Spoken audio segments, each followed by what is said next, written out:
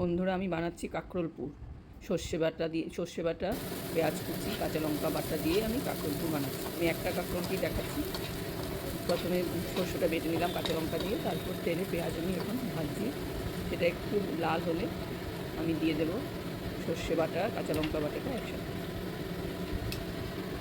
দিয়ে দিলাম। এটাকে ভালো করে একটু অল্প ভাজা হলে পরে তারপর নুন হলুদ দিয়ে ভালো করে ভেজে নেব। এটাতে অনেকে রসুনও দেয়, আমি দিইনি। কাঁকরোল পুর আরও অন্যরকমভাবে করা যায়, বাদাম দিয়ে। শস্যটাই যেই ভাজা হয়ে যাবে, আমি কাঁকরোলের ভিতরের যে বিচিগুলো এগুলো একটু হাতে ম্যাশ করে দিয়ে দেবো। একসাথে ভালো করে মিশিয়ে নেব। কাঁচা লঙ্কা বাটা দিলাম আর একটু কাঁকরোলের বিচিগুলোকে দিয়ে দেবো। এবার ভালো করে নেড়ে চেড়ে একটু নুন হলুদ দিয়ে ভাজা ভাজা করবো ভালো করে।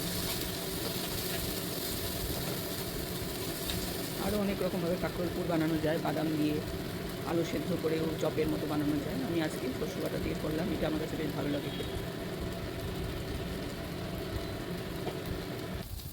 ভাজা হয়ে গেল, একটু ঠান্ডা হলে তারপরে আমি কাঁকরোলের ভিতরে পুরটা ভরে দেব।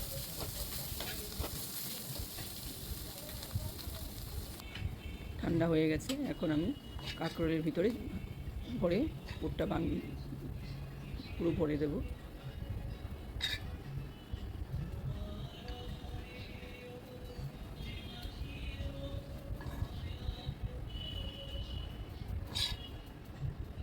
এই পুরটা যাতে বেরিয়ে না যায় তার উপরে আমি একটা কোটিং ব্যবহার করব, সেটা আমি দেখিয়ে দিচ্ছি। বাকিটাও দুটোর মধ্যে অ্যাডজাস্ট করে দেবো, আর অল্প রয়েছে। এবার আমি একটা বাটিতে অল্প চালের গুঁড়ো, একটু ময়দা, অল্প চিনি, নুন, হলুদ সব একসাথে মিশিয়ে নেব। চালের গুঁড়োটা অল্পই দেবেন, ময়দাটা একটু বেশি হবে চালের গুঁড়ো থেকে। বেশি চালের গুঁড়ো পড়লে শক্ত হয়ে যাবে বেশি। অল্প চিনি দেবো, তবে ব্যাপারটা মুচমুচে হবে। ভালো করে জল দিয়ে একটু গুলে নেব।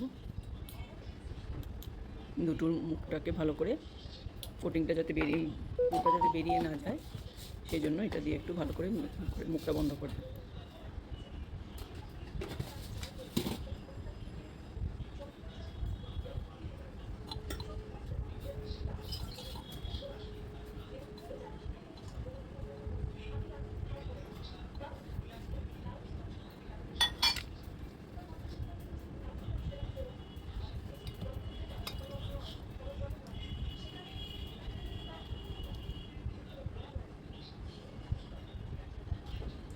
এদিকে তেলটা একটু গরম বসিয়ে দেব।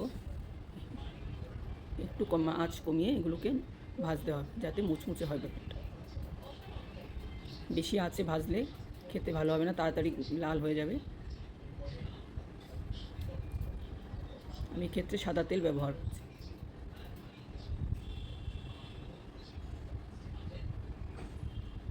খাওয়ার আগেও আপনি এগুলো রেডি করে রাখতে পারেন, খাওয়ার সময় গরম গরম ভেজে নিলে ভালো হয়।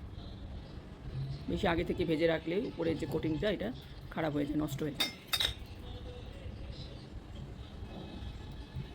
একবার এইভাবে বানিয়ে দেখো সবাই কীরকম লাগবে।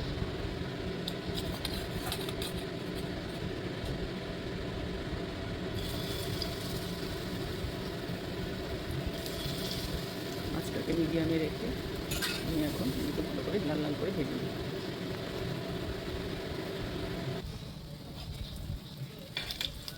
গরম গরম ভাতের সাথে খুব ভালো লাগে। দেখো তৈরি হয়ে গেল কাঁকরোলের চপ।